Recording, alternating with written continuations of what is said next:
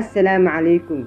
waa iska caadi in dumarka masiixiyiinta ay ku doodaan waxaynu doonaynaa xuquuq, sinaan iyo cadaalad, balse waa ku ceeb iyo meelka dhac in dumarka muslimiinta ay ku dhawaaqaan ereyadaas. waa ereyadii Zaynab al-Ghazaali oo maanta barnaamijkeena taariikhdeeda ku soo qaadan doono.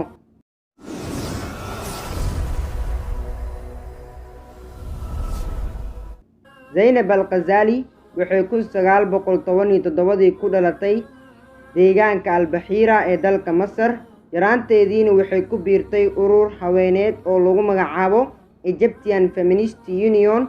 ururkaas oo 1923 aas-aastay haweeney lagu magacaabo Huda Sharaawi.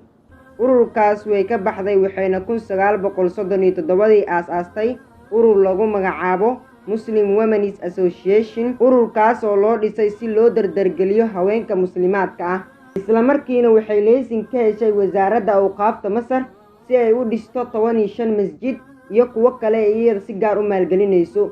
waxayna bilowday inay u doodo ku dhaqanka shareecada islaamka dalka Masar, waxaana si adag ugu soo horjeestay madaxweynihii xilligaas Masar ka talinayay ee Jamaal Cabdinaasir, asigoo xabsiga geeyey. xabsigaas oo si xun loogu cadaabay Zaynab al-Ghazaali, balse kama aysan leexanin fikirkeedii ahaa in lagu dhaqo dowladda Masar shareecada islaamka. waxayna 1962 la xiriirtay Sayid Qutbi ayadoo fariimaha u sii marsiinaysa 2 gabdhood ee walaalo ahaayeen. waxayna heshay buugoo xabsiga ku qoraayay. waxayna bilowday inay u kulmaan si kooxo ah oo qarsoodi ah si ay dadka Masar u baraan diinta islaamka muddo dhan 13 sano, iyadoo ka shidaal qaadanaysa muddadii Nabi Maxamed sallallahu calayhi wasallam u wacdinayay reer Maka. kadibna dadka afti loogu qaado si loogu dhaqo shareecada islaamka. Sayid Qutbi waxaa la xiray sanadkii 1954 kadib markii la isku dayay in la dilo, waxaana xabsiga laga soo daayay 1964.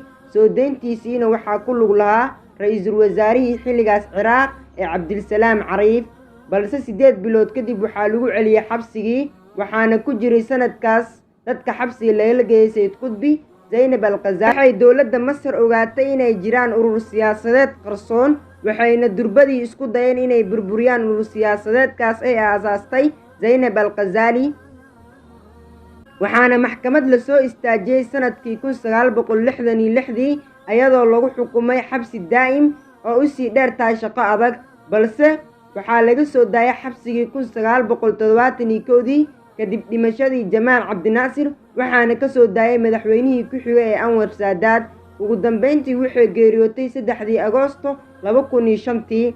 daawade waxaasoo dhibaataa kaliya waxay u martay inay barto diinta islaamka, dadkana ay barto, balse waxaad haysataa fursad aad ku baran karto dadkana aad ku baran karto maanta. wassalaamu calaykum.